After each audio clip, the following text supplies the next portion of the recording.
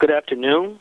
Hello and welcome to our BJA 2016 Drug Court New Grantee Orientation Webinar. Just want to let you know that each year we do kick off the new grantee cohort with some useful guidance and resources as well as tools necessary for successful grant implementation. This will be about a 1.5 hour presentation or webinar. And please note that you will have about 30 minutes at the end for Q&A. You can go to the next slide, please. There's the photo. Okay, you can just back up one. There we go. I'm Tim Jeffries. Just want to let you know I'm in the Substance Abuse and Mental Health portfolio. We've recently changed the name of that to Health and Criminal Justice team. And that's primarily because in the last year alone, we've abandoned terms such as drug court offender and drug court, moving towards participant as well as clients. So we're rethinking our populations that we serve. And we picked up from the ONDCP addiction as a brain disease model and are trying to reduce the stigma of substance abusers nationally. Particularly, you see this administration more than ever has focused on treating the substance abuse addicted and concentrating more so on diversion programs to help the substance abusers and acknowledging once again that it is a brain disease. If we can move to the next slide, please.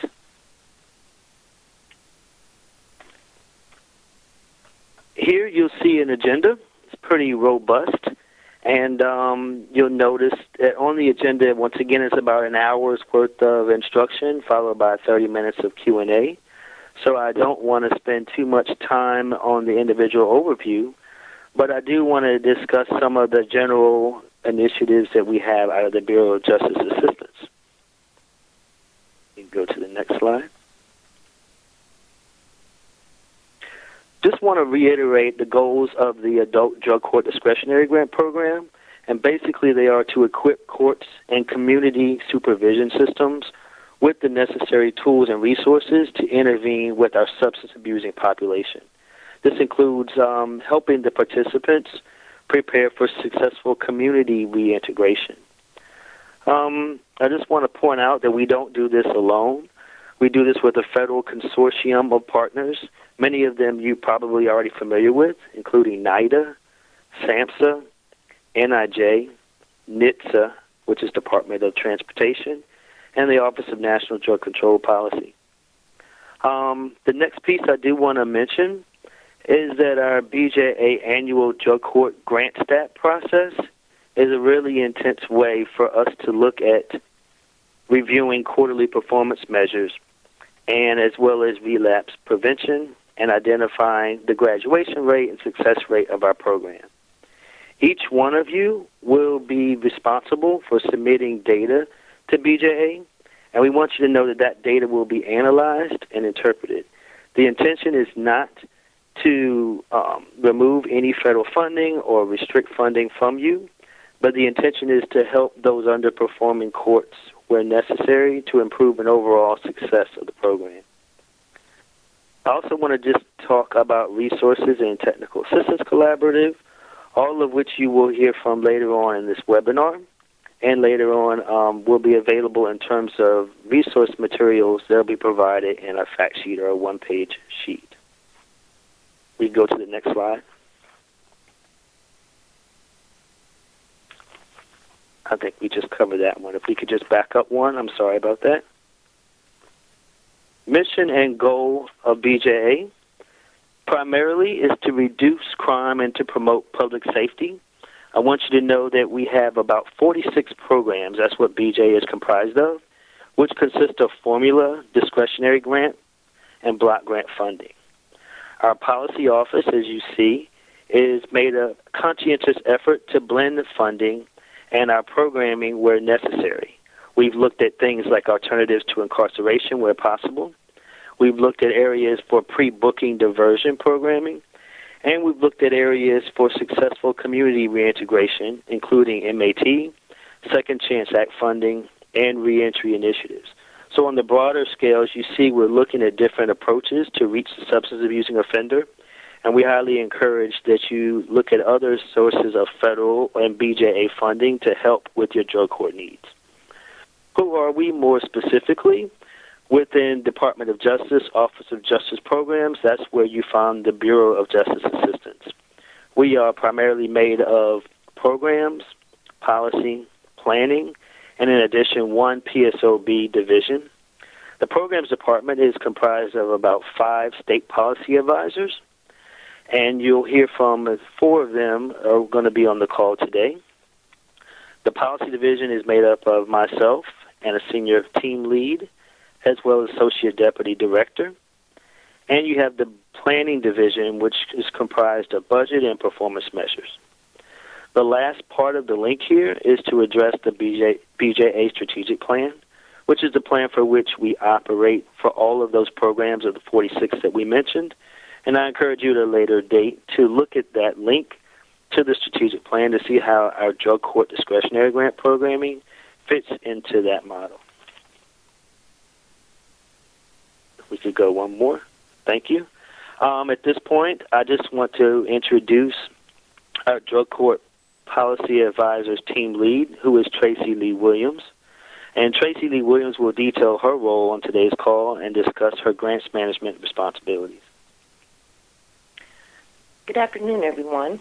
As Tim stated, my name is Tracy Lee Williams, and I'm a state policy advisor at BJA.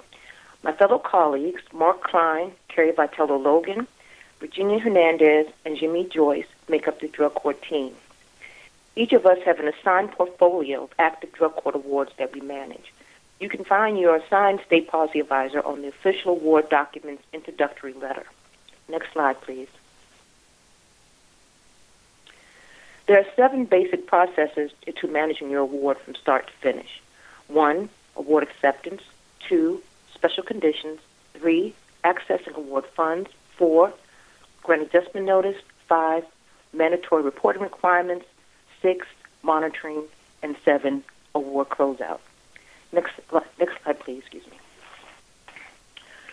Okay, I'm sure that you all have accepted your awards by now. However, some of you may not have received access to your funds yet. This is due to a withholding of funds having been placed on your award during the approval process. Next slide, please. No, I'm sorry. Please go back. Special conditions are the terms and conditions of your award. Your inability to access your award may be due to you having not met specific withholdings based on programmatic issues or insufficient and missing documentation, or the Office of Chief Financial Officer has not yet approved your budget. Next slide, please. However, once the withholdings are released, you can access your award funds via the Grant Payment Request System. GPRS is an online system that allows grantees to review award balances, history of drawdowns to date, as well as print out transaction summaries. Next slide, please. Grant adjustment notices are a module in GMS, which allows grantees and state policy advisors to make adjustments to award programs, such as budget modifications, change of project period, and change of project scope. Next slide, please. Reporting requirements. Special condition of 19 of your award document states that grantees must submit quarterly financial status reports and semi-annual performance reports in GMS, as well as quarterly performance metric reports in the BJA Performance Measurement Tool database. Please note, failure to submit these reports by the established deadline will result in freezing of funds. Repeated delinquencies will potentially designate you, the grantee, as a high risk. Next slide, please. There are 3 forms of monitoring. 1 is a desk review, which are conducted annually by state policy advisors. The purpose of the review is to review all material available in GMS to ensure that grantees are meeting the financial, administrative, and programmatic requirements of their award. An enhanced programmatic desk review, which is basically a remote monitoring, which allows the state policy advisor to follow up on any issues or concerns that were identified during the annual desk review. It also allows state policy advisors to validate information reported by the grantee and assess whether or not expenditures are proportionate to program activities. Lastly, on-site monitoring allow grant managers to go on-site to meet with grantees to assess planned versus actual progress and observe program activities such as visiting a drug court session or going to a treatment program. Next slide, please.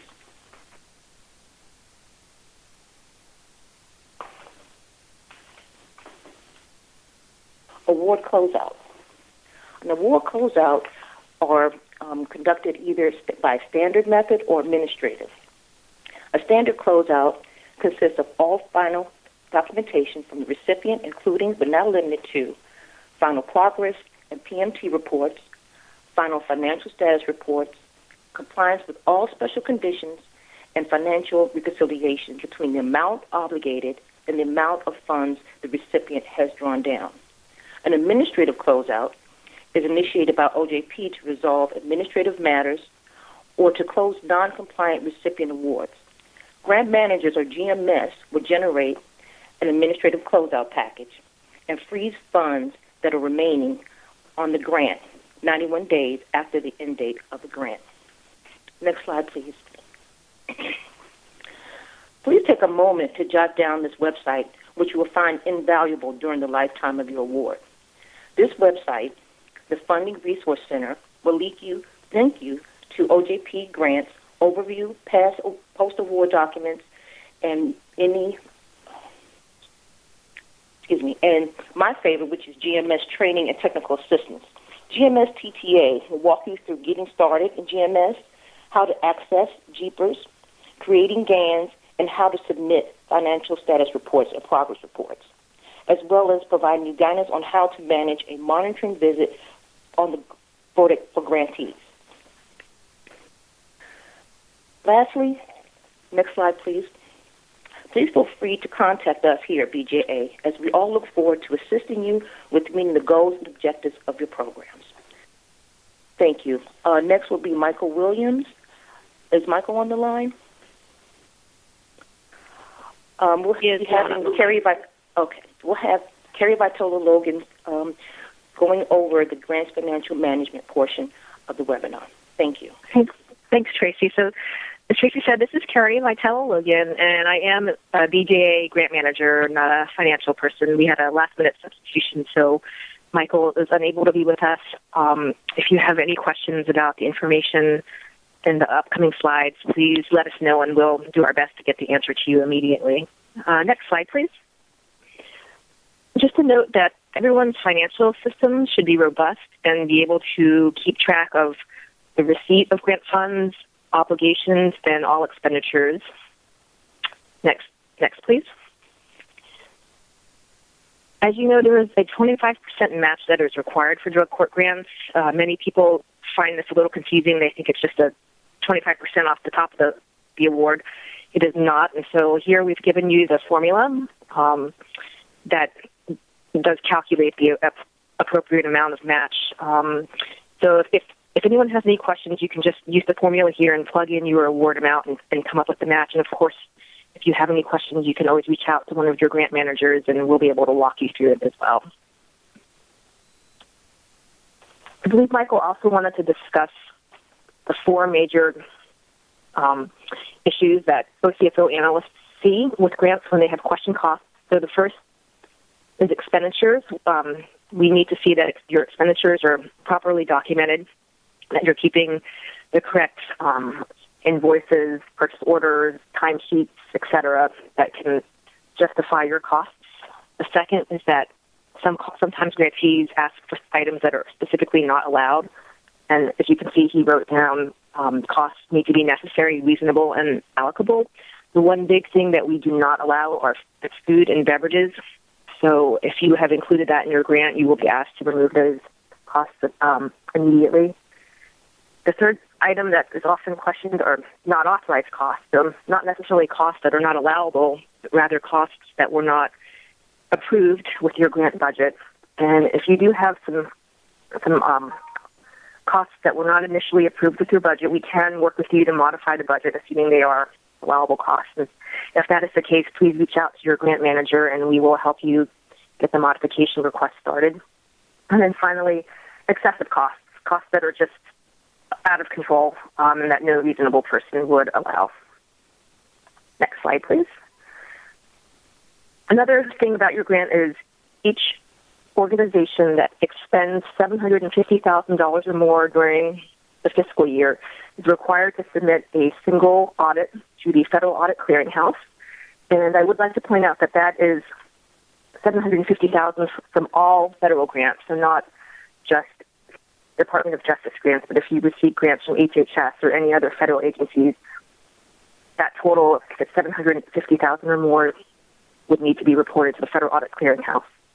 And that report is due 9 months after the end of the fiscal year. During the application process, if that report is not submitted and our analysts do check, the funds can be held frozen for that until you do submit your audit report. So it's just something to keep in mind. Next slide, please. And here he's included the link to a financial guide.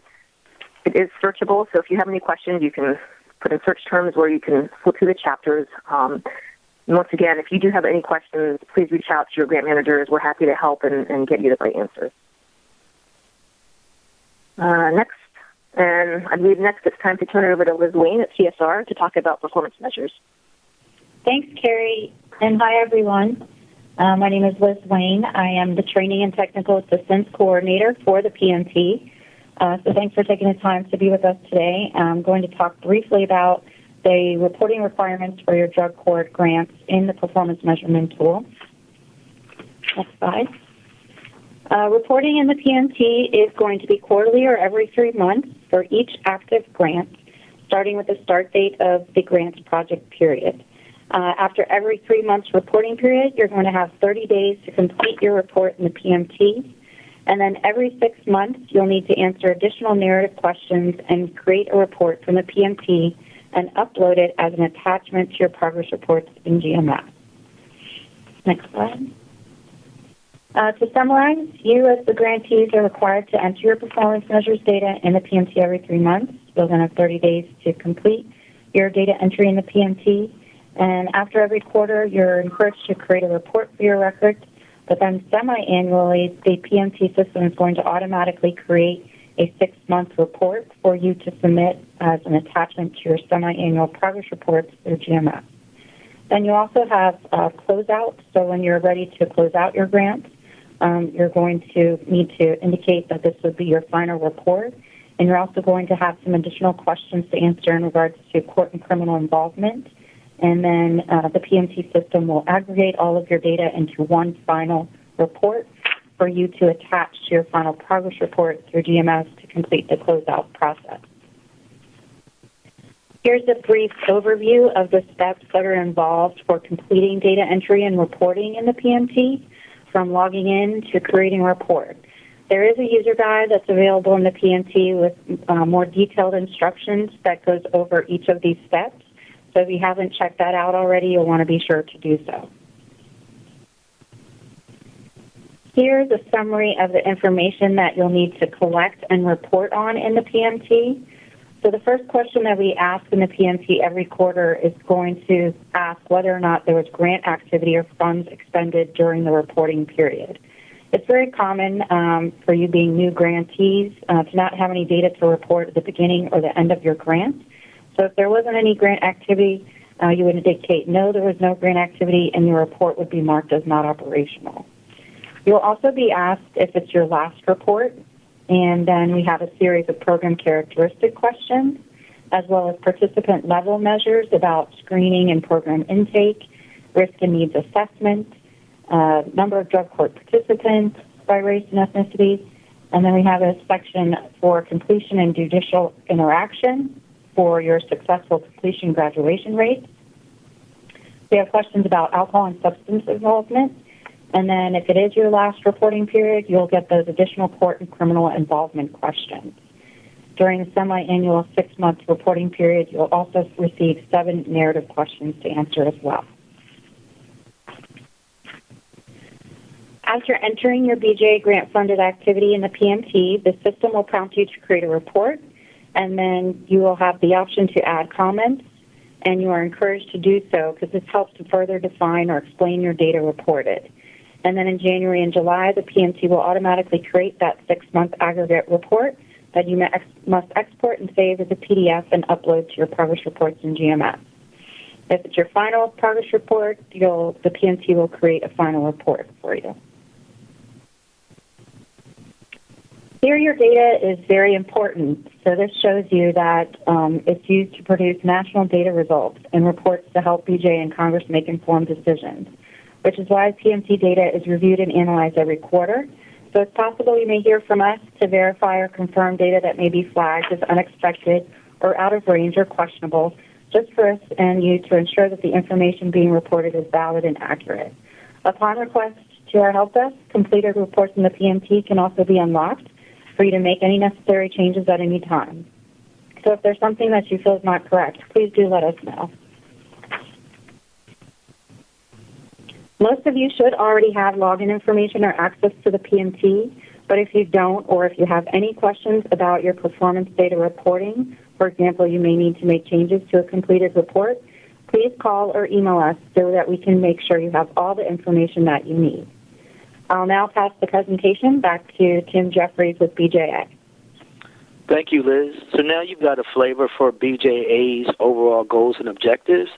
You hopefully will have identified who your grant manager will be, and if not, I encourage you to do that and reach out. And you've gotten a flavor for some of the performance measures and reporting information in addition to the OCFO financial information that's needed and vital to the operations of your existing 2- or 3-year grant. So quickly, I just want to shift gears here and talk about BJA's training and technical assistance providers. I'm not going to speak too much because they all have a wealth of information that they will present to you in a small amount of time. There are 4 training and technical assistance providers that we use to make up the collaborative. It's a multi-million-dollar training and TA collaborative, and I'm proud to say that most of the folks that are participants and active within the collaborative have been doing this longer than I have, for more than 15 or 16 years in these capacities. So I'm confident to say that we are dealing with a wealth of knowledge and information and dedicated folks that really have their eyes and ears to the ground and looking at trends in drug court programming and are able to assist BJA and you in making the best of your grant management needs. We prioritize our funding of the training and technical assistance for our grantees, but I just wanted to make it known that we also make our resources available to those jurisdictions that aren't grantees. So once your grant ends, we still will be able to provide resources through our National Drug Court Clearinghouse, as well as training and technical assistance through our other means, whether it's online or through webinars or publications that you've seen recently that our Tribal Law and Policy Institute has put out. So without further delay, I'll turn it over to our first training and technical assistance provider and introduce Director Carolyn Cooper. Thank you, Tim. Good afternoon, everyone, and congratulations on receiving a BJA award. We look forward to working with you.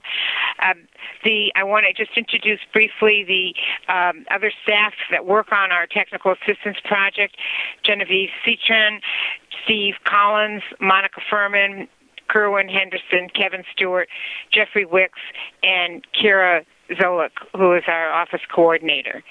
Next slide.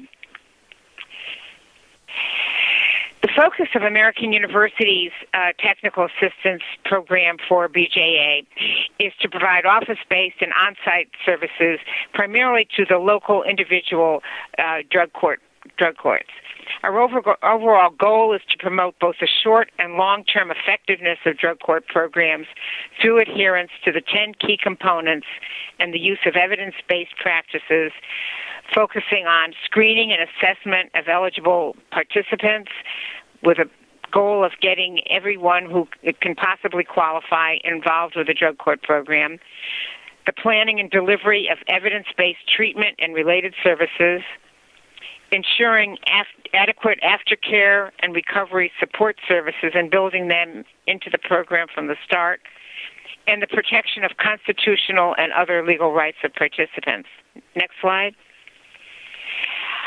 We have two types of technical assistance. One is office-based services, which include a wealth of resources and are tailored to the needs of individuals. So we have a website with extensive reference materials, sample program manuals, case law, statutes, MOUs that you can access to get ideas for your own program. Promotion of networking and information sharing among drug court programs through multiple listservs. And if you're not familiar with them, please let us know so we can get you signed up. We have a rural drug court listserv with over 800 members, a general drug court listserv, and a specialized listserv for veterans treatment courts. We have a frequently asked questions series. We have telephone, email assistance. We prepare summary compilations of relevant research, evaluations, and other reference materials in the field, and try to disseminate this information on an ongoing basis. And then we have a series of interactive webinars to address common issues that are relevant to programs. We're going to start our first one tomorrow with David Me Lee, first of a 12-session series on treatment issues. Next slide, please. Our on-site services consist of structured visits, usually 2.5 to 3 day visits to drug court programs, including mental health, veterans, and DUI programs, to address, look at the services, the policies, and the operations of the programs. We use generally a 2-person multidisciplinary team, office as a judge or criminal justice practitioner and a treatment and supervision practitioner. We provide an exit meeting to give you our summary observations and then follow it up with a written report with our recommendations. We can also provide on-site services for strategic planning, for having a retreat. Often programs want to consider the technical assistance report in a follow-up retreat, and focused assistance, particularly with MIS development. And the Buffalo Drug Court has been kind enough to donate their MIS system, and we disseminate that and provide ongoing assistance to adapt it for programs needing MIS assistance. Next slide. So thank you. We also want to just spend a little bit of time to talk about the specific services we offer BJA grantees. And these really, we just want to highlight where we want to be in contact with you throughout the grant period. And that's for implementation grantees, enhancement grantees, joint BJA-SAMHSA grantees, as well as those statewide grantees that have Category B funds. We begin our contacts with you probably in the next few months with a structured telephone conference call. And typically that would include the drug court judge or veterans court judge and coordinator for the program, as well as a staff member from Justice Programs Office and one of our expert practitioners. And really the purpose is just to touch base with you, see how the grant is going, if there's any barriers that you've encountered, and anything we can do to assist overcome those barriers. A few months after the conference call, we'll have, as Carolyn mentioned, a site visit, and we do this for all implementation grantees, as well as any other grantees that request these services. Next slide, please. I also want to mention our special initiative to support veterans treatment courts. We're in the process of completing the analysis of our survey that we conducted last year to identify various components of veterans treatment courts to kind of get a snapshot of issues they're addressing and profile of their characteristics. We have a specialized listserv, as I mentioned, a veterans treatment court listserv where we're continually disseminating information. We also are going to start a series of webinars very shortly dealing with special issues veterans treatment courts are addressing. We're going to start off with a veterans session on mentors and recruiting and managing and monitoring mentors. We will also have Evan Simone dealing with some of the special issues that legal representatives address. Next slide. We also wanted just to highlight that all of the TTA providers are in close coordination with each other, both ourselves and we're also in coordination with SAMHSA training and technical assistance providers. And as that relates to the Justice Programs Office, when we go on site and we have observations and we make recommendations, if we're noticing trends in the field, we like to share those with other providers. So if there's a certain training need, that can be met. As well, if there's other issues, perhaps with tribal programs or even just issues within a state that might be a statewide issue, we like to send those to other TTA providers to make sure if there are issues like that they can be addressed. We also like to review the information that Liz mentioned on the PMT reports that are submitted quarterly. We find that information is really helpful to get a feel for how programs are doing, as well as identify any possible issues that we can follow up with programs and to address. Next slide, please. Thanks. And so if you'd like to request technical assistance from Justice Programs Office, you can find the email and telephone numbers on the slide. For office-based technical assistance, we ask that you either call or email us and just give a brief overview of the issue you'd like to discuss or the issue you're encountering, and then any contact information so we can follow up with you and get that addressed. For on-site services, we ask that the program's judge send a letter to us requesting technical assistance, as well as the nature of the technical assistance being requested, as well as, again, contact information so we can follow up and get those services to you. At this point, I'd like to turn over the presentation to Aaron Arnold from the Center for Court Innovation. Hi, everybody. This is Aaron. I'm the Director of Treatment Court Programs at the Center for Court Innovation, and here you can see our whole team and our smiling faces. Dennis Riley is the Deputy Director, Annie Shacker is the Associate Director, Precious Finale and Karen Otis are Senior Program Associates, and Janelle Cotto is our Program Administrator. You can go on. Thanks. So we are primarily BJA's statewide training and technical assistance provider for drug courts. That means that we work with state drug court administrators, state problem-solving court administrators, and others who work at the state level to coordinate the work of drug courts throughout the entire state. We work both with states that have active BJA grants, primarily the statewide Category A grants, although we do also partner with our friends at American University on the statewide Category B grants. But beyond that, we're also able to provide training and technical assistance services to state administrators who don't have active grants, and we do that quite frequently. The main categories of TA that we provide at the statewide level are listed here, and I'll go through each one of them on the next few slides, and they are strategic planning, institutionalizing evidence-based practices for the whole state, Fidelity Reviews, meaning assessing how well your state's drug courts are adhering to the drug court model, promoting innovation within the drug court model, online training through the National Drug Court Online Learning System, and publications. Next slide. Thank you. So talking about strategic planning just for a second, we have worked with several states just in the past year or two and continue to get requests from states to develop strategic plans at the state level to strengthen, institutionalize, and better coordinate the work of drug courts. And most recently, we just helped New York State finish up a strategic plan and have recently worked with Washington and Colorado as well. And basically our approach is a kind of a hands-on, facilitated workshop kind of approach where we help the states assemble multidisciplinary advisory boards or strategic planning boards. And we work through these big areas about promoting fidelity, implementing a statewide training strategy, building stronger state-level partnerships, effective allocation of resources for drug courts, and statewide data collection and evaluation. I have all kinds of information I can share with you about how different states have done that process.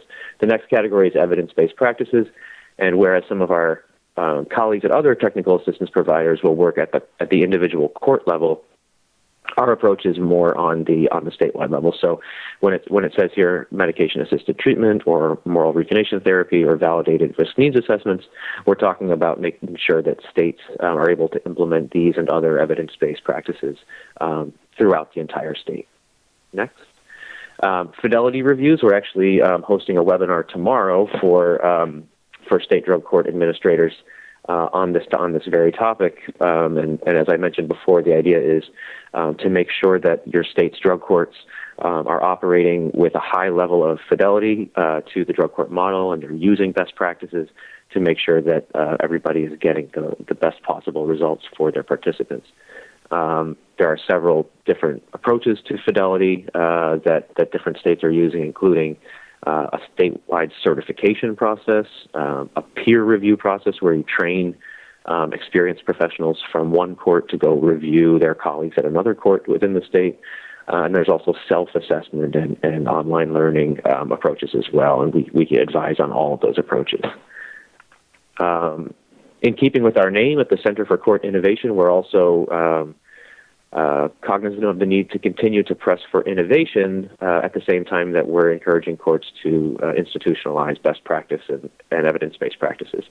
And just a couple of the examples we're working on actively right now is we are working with 3 pilot jurisdictions this year to implement teleservices initiatives, and teleservices referring to the use of communications technology to deliver remote treatment and sort of like a telehealth model, as well as using technology to facilitate distance court hearings, long-distance court hearings, long-distance check-ins with probation officers, and so on and so forth. And then also the use of restorative justice practices as one of the many tools that case managers and other drug court program staff can use to address the underlying issues that folks are bringing into court that go along with their addiction. Next. We run the National Drug Court Online Learning System. If you are not a member of it, I certainly encourage you to be. The link is down there, www.drugcourtonline.org. It's free. You have to just create a username and password. And once you're in, you'll find that we have training content for adult drug courts, family treatment courts, veterans treatment courts, and we're adding more all the time. They're primarily video lessons by subject matter experts. We also have practitioner interviews, virtual site visits to model courts, and all kinds of other resources. And I'm happy to announce that we're going to be doing a complete overhaul and redesign of the National Online Learning System in the next few months, and hope to be able to roll out the new and improved platform at this year's Drug Court Conference. So look for us at our booth. This is a screenshot from the existing platform. It shows one of our presenters talking about drug detection methods. But as I said, we're going to be overhauling the formatting. And the next slide. And finally, we are constantly churning out publications on timely topics. Here are 2 of our more recent ones. On the right, you see the future is now enhancing drug court operations through technology. That talks about teleservices, as I mentioned earlier. And then on the left is young participants in adult drug courts, talking to practitioners about how they've handled that issue. So that's a very, very brief overview of everything that we do. We do not have a highly formalized process for taking in technical assistance requests. Basically, all you got to do is send me an email or call me on the phone, and we'll get the process rolling. My contact information is right there, and I look forward to talking to many of you in the future. And at this point, I will turn it over to my good friend Lauren Van Schilfgaard from the Tribal Law and Policy Institute. Thank you, Aaron. Hello, everyone. Good afternoon, morning for people on the West Coast or even more west. I'm Lauren with the Tribal Law and Policy Institute. We are also a technical assistance provider specifically for tribal healing to wellness courts. So we often partner with CCI, with AU, with NDCI, working with states that have large Native participants in their population. This home.tlpi.org will take you to our overall organizational website, but it shows some more wellness court-specific resources in a couple slides. The next slide.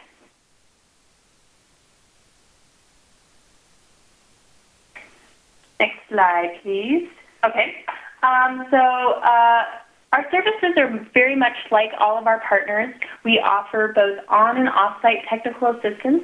Our on-site TA is to any tribal healing to wellness court that is interested in receiving our services.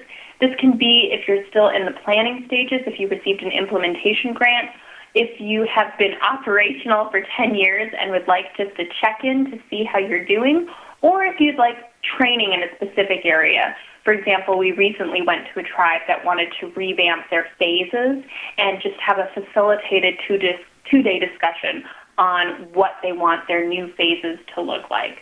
So anything under the sun. If you don't really know what you want, you can always contact me and we can talk it out. as well as examples of what we've seen other tribes successfully use.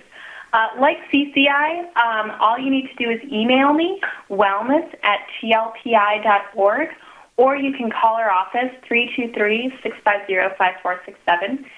Next slide. We have a couple trainings throughout the year. Our big Healing to Wellness Court training, which is open to everyone. Last year we had several state entities join us, but it's geared towards Healing to Wellness Courts.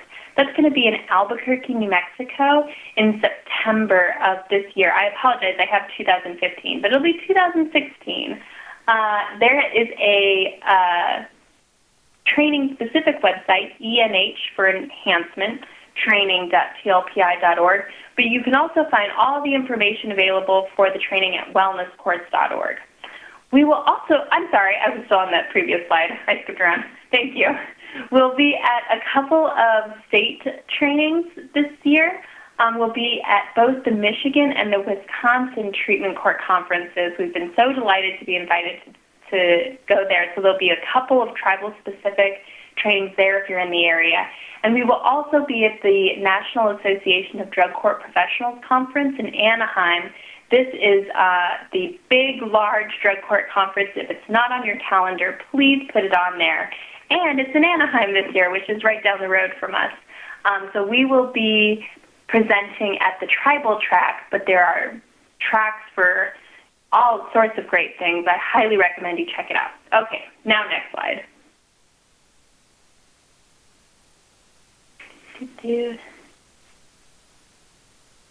Well, on our next slide coming up is just some resources that we have on our wellnesscourts.org website that include some publications. We've put out some Healing to Wellness Court specific publications, one on the key components, and our most recent publication that came out just a couple months ago was on policies and procedures development. So any Healing to Wellness Courts out there looking to either write or redraft their policy and procedures manual, great publication. It's all available on the website for free. Here's just a snapshot of our website. A thing that might be interesting for most people is we have a list of what we know are currently the operational Healing to Wellness Courts out in Indian country. If you're not on this list, or if you know your Healing to Wellness Court is no longer operational, feel free to give me an email so we can update that. But otherwise, it gives you an idea of where all the Healing to Wellness Courts are around the country, as well as all the tribal courts generally. There are over 300 tribal courts currently in operation, so it's very likely there's a tribe near you that would really benefit from some collaboration. Next slide. So here's my contact information again, wellness@tlpi.org, our website, wellnesscourts.org. We are eager to constantly support tribal courts and tribal Healing to Wellness Courts in Indian country. So if you're a tribe looking for assistance, there is probably some way or some person I know that I can refer you to help. And if you have a large Native population in your community, or if you're not sure, feel free to give me a call. And again, we have lots of contacts around Indian country, and so we can hopefully point you into the right direction. And with that, I'd like to turn it over to Carolyn Harden over at the National Drug Court Institute. Thank you, Lauren. This is Carolyn Harden. As Lauren said, I am the Chief of Training and Research at the National Association of Drug Court Professionals, and I'm going to spend a little time talking to you about the training resources that we have available through National Drug Court Institute. Next slide, please. Lauren did a great job of inviting you all to the NADCP annual conference. It is June the 1st through the 4th in Anaheim, California. That is our annual conference for all the different drug court models and our Vet Court Con. One thing that will be new this year is that the opening and closing sessions will be for adult and veteran. They will be combined. I also want to make you aware that at the NADCP booth, this year we will be doing on-site technical assistance from some of the national presenters that you will hear at the conference. And so we have an app for the conference, and there will be push-outs that will tell you at different times when you can come to the booth to get one-on-one with some of the national speakers. For example, Paul Carey will be at the booth at a certain time answering one-on-one questions about drug testing. So that's going to be a new feature that we have at this year's conference. Next slide, please. I want to make you aware that through our funding from BJA, we're able to provide what we call on-demand training for any court. You can do it as a statewide conference. We help state associations. We help them provide speakers for those, as well as you can also do it a local or regional training, and these are at no cost to you. So 3 or 4 jurisdictions in the area may want to do their own training to address a specific area, and we can come in and do those. We have subject matter trainings, our operational tune-ups, which look at courts who've been in operation for 2 years or more to really see where they line up with the research, as well as we also have incentives and sanctions, co-occurring disorders training, and treating and supervising meth addicts. But all these trainings can be bought to your local community at no cost to you. Next slide. We also provide opportunities for folks to visit a mentor court. We have 10 adult mentor courts, and right now we're in the process of selecting the new adult mentor courts. There are 4 veteran treatment courts, and there are 4 DWI Academy courts. And so we have funds to cover for you to go visit one of these courts, to learn from them, to sit in. We oftentimes have folks that will want to go visit because the court may be doing something innovative, or you want to see how something runs to go and do that. We've had a number of courts go visit some of the programs who have medication-assisted treatment programs, so they can actually see that court's treatment program and how it's set up. So those are opportunities for you as well. Next slide, please. We offer a number of courses online. Essentially, our essential elements of adult drug courts. This is truly designed for new team members. If you have someone coming onto your team and you don't have an opportunity to send them somewhere to get training, they can take this online course, which they will get a certificate that says that they have completed. There is a test at the end that you must complete in order to get the certificate. And then there's treating and supervising meth addicts, which is also allows you to get a certificate. We have a course transitioning new judges into drug court, and this is if there's a judge who's coming into an existing drug court. It's a great course to take. It has a tool in it that allows the judge, that gives the judge the questions that they should ask of the various team members with sample answers so that they understand how the team runs. We also have law enforcement in drug court. The research shows that having law enforcement member, police, or sheriff on the team has great outcomes. And so oftentimes they want to know, well, what's my role? And so that's what this course is designed. We have 2 new courses that will be out. Hopefully the medication-assisted treatment course should be available come right after the NADCP conference in June. But this is a new course that we developed that is done by medical doctors. American Academy of Addiction Psychiatrists partnered with us to develop this online course.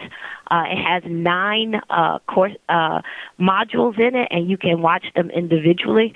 One of them courses is on the legal issues as it relates to medication-assisted treatment, and there are 2 on strategies to reduce diversion. So one is coming from what you can do as a court as with working with the doctors, and the other one is based on what you need to put in place for drug testing. So this is a new tool that will be available. And then overdose reversal medication is another tool.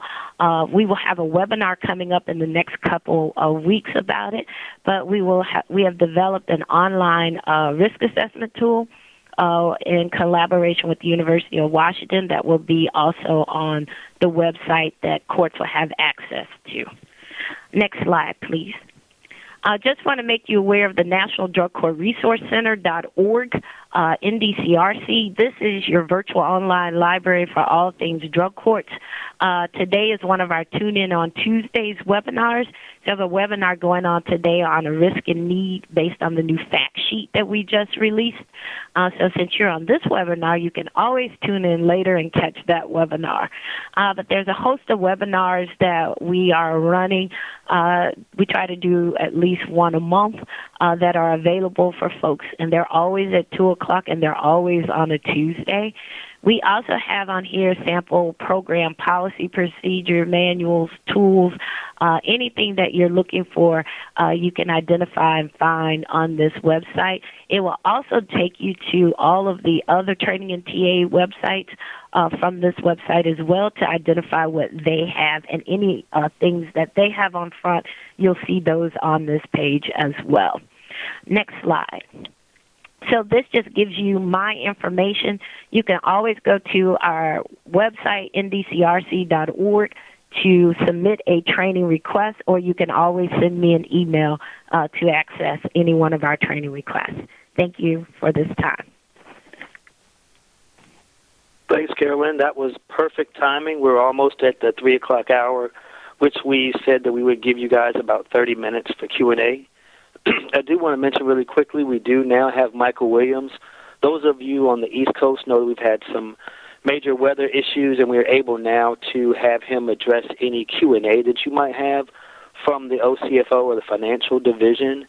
At the end of the presentation, we might carve out 5 or 10 minutes for him to go over some key issues that you might need to know with respect to finance, budget modifications, and just recapping some of the things that you heard earlier about the finance division initiatives. We know that you've just heard a lot of information, and we don't expect you to absorb everything in this session. We're glad that 85 or more of you participants were able to chime in. We also want to let you know that we'll make this available for playback if you want to review it again. Just really one quick note that I wanted to mention. We have been luckily receiving increases in appropriation over the last several years. We just saw an increase again in the veteran-specific appropriation.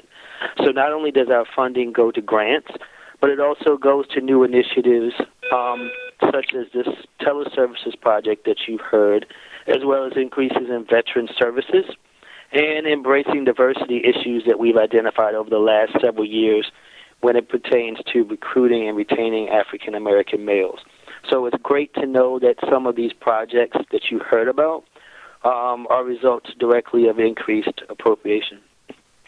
This resource page here, it's about 2 or 3 pages. We encourage you to print it so you have it handy. You can reference it. You see all of our information, our email, and our phone number. Since we've become a very mobile telecommuting agency in the Department of Justice, it's great to have different ways to connect with everyone here. Also, as I mentioned earlier, the partners have been doing this for 15 years or more, so they know who is responsible for what roles. So if you do reach out to the wrong person, please know that they can refer you to the right person. As long as you're able to get any one of us, we can refer you to the right person, and that includes inside of BJA or amongst our training and technical assistance collaborative. Lastly, I want to turn it over for questions. I'm sure you guys have some things you want to ask of us. Please take advantage of the fact that everyone that's involved from every aspect of your grant is on this call, so we can address issues as it pertains to budget modification, as it pertains to how do I prepare for a site visit, as it pertains to how do I absorb some of these resources or get folks to come out to my specific jurisdiction or to my state to look at strategic planning. Any of those areas of questions that you may have, we're certainly going to open it up to you at this time.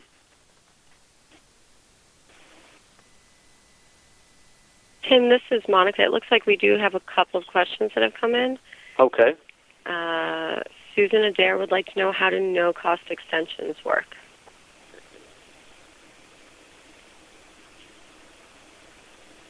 So we can open that question to our programs team. If we could have Tracy address the point of no-cost extensions, how long they are in operation, and how they can go about being requested.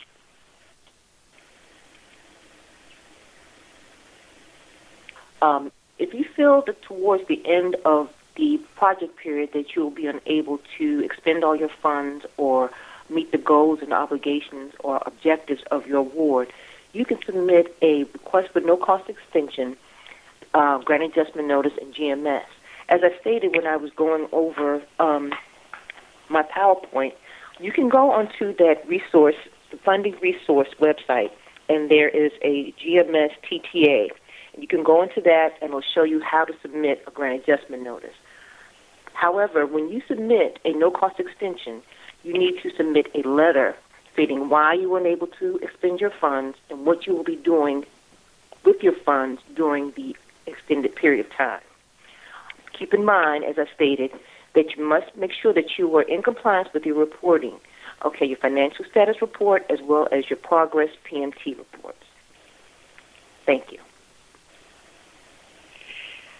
Okay.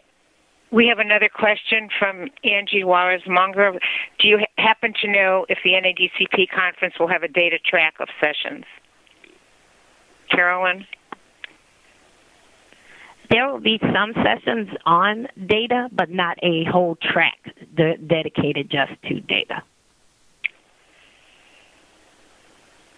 But I will just add, this is Carolyn Cooper, that we will have Jose Ferrer from the Buffalo City Drug Court at the session demonstrating the Buffalo MIS system if anyone's interested in CDs to distribute.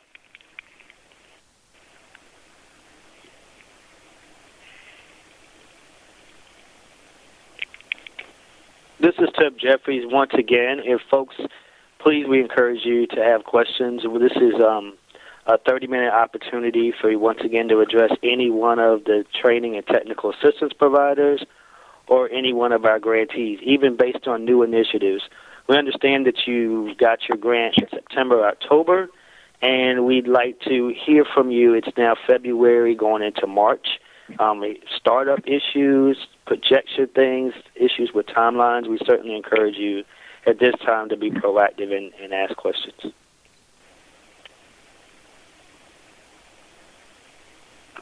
Hey, Tim, this is Mike. While folks try to gather their questions that they want to ask, can I recap some stuff in reference to the OCFO office slides?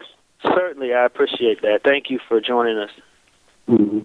And I do apologize for the delay for me connecting, but just what I would like to go over in reference to grant recipients to keep in mind, because it's very, very important, is your responsibility in reference to your accounting system. I can't stress the importance of your accounting system because it provides us with meaningful information in reference to how your program is going financially based on the budget that you've submitted.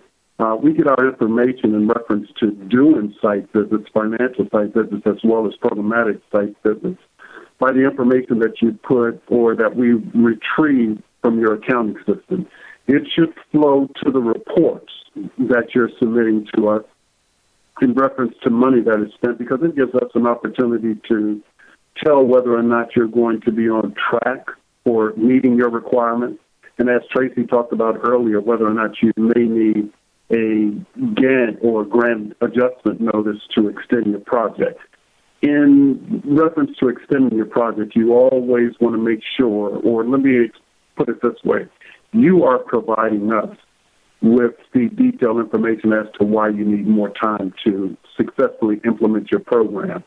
So that's very important. I know I had a couple of slides that talked about costs.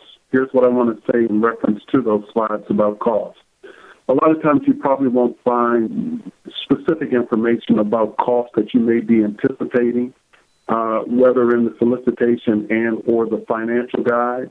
I can't stress enough the importance of, if you feel that a cost can benefit your program, you want to reach out to OJP in reference and have some type of dialogue in reference to that cost, because although that you may not see it specifically, you may be able to explain to us how that cost will benefit that particular program. So it's just in recapping, documentation. I can't stress the importance of being able to document everything that you're doing, because I want to be able to look at your records, see what's been done, and make determinations as to whether the cost that's been charged back against the programs are reasonable. So I think that'll do it for me, Tim, but do we have any questions yet?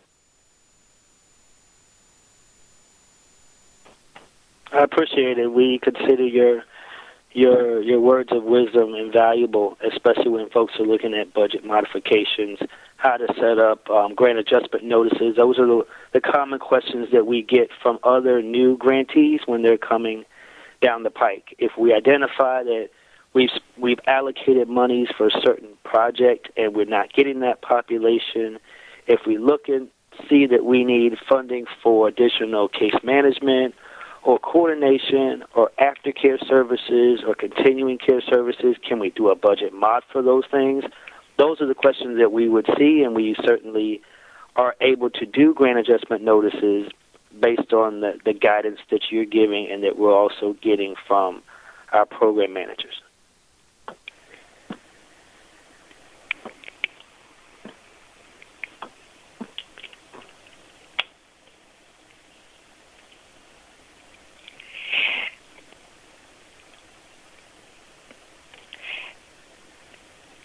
Okay, we have one question here. As regard to MAT, if the Affordable Care Act were repealed, how would participants pay for MAT? In other words, are there other resources besides private insurance, Medicare, Medicaid available to pay for MAT? As I understand the grant, the funds cannot be used. Is that right, for this purpose? Funds can be used for MAT. We just, within the limited BJA funding, we don't have enough, obviously, to cover the cost of the shots. That's why we've encouraged states and jurisdictions to use those Medicaid expansion dollars for acquiring those resources. Obviously, we would not be able to know and foresee if the Affordable Care Act were to be repealed, what the next steps would be. But we do know what the evidence shows is that MAT, including the naloxone shots and the methadone, are very highly effective and evidence-based treatment services, and we encourage our jurisdictions to have not only promote the use of MAT, but also allow access and not restrict access if it's available within those jurisdictions. It's an excellent question.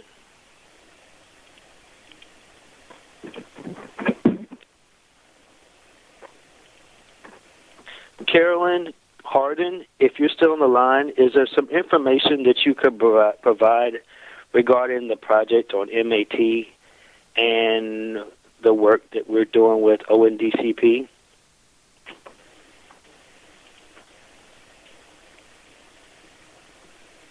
Yes or no. So the MAT project is funded by the Office of National Drug Control Policy, and at this time we have filmed all of the webinars. We're building the online piece of it so that folks will be able to go in and access it. At the NADCP conference, there'll be a whole track that introduces it to people, and if anybody requests for the statewide conferences or local jurisdictions, we are offering sessions on MAT at all of those conferences and trainings. So that's where we are with that project. As soon as it is up and available, we will be sending out an announcement to the field for folks to access it. Well, it sounds like we don't have any more questions. I guess we can wait 1 or 2 more minutes, but if not, I just want to close by thanking everyone, all of the almost 90 participants or so who have joined onto the call, as well as all of our staff who are on board to help you with all of your grant management needs and all of your training and technical assistance needs and requests. Once again, I encourage you to download or print out those 3 pages of resources so you have them handy throughout the next couple of years. And just to let you know that we're on board, if you have any questions, if you think of any ideas, once the the presentation is over with, please don't hesitate to go back and review it again or contact us. So with that, I would like to say thank you. One other question, how do I access the list of resources? Certainly, that list of resources was in this webinar presentation.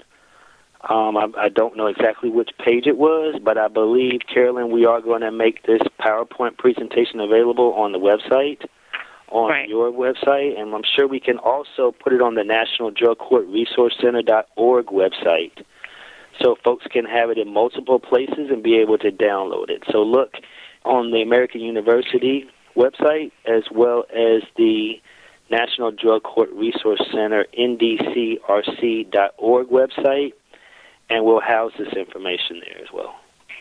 And the PowerPoints will be distributed to everyone that was on the session. Okay, we have one more question from Texas. Do the Affordable Care Act questions regarding reporting have to be answered? Texas does not participate.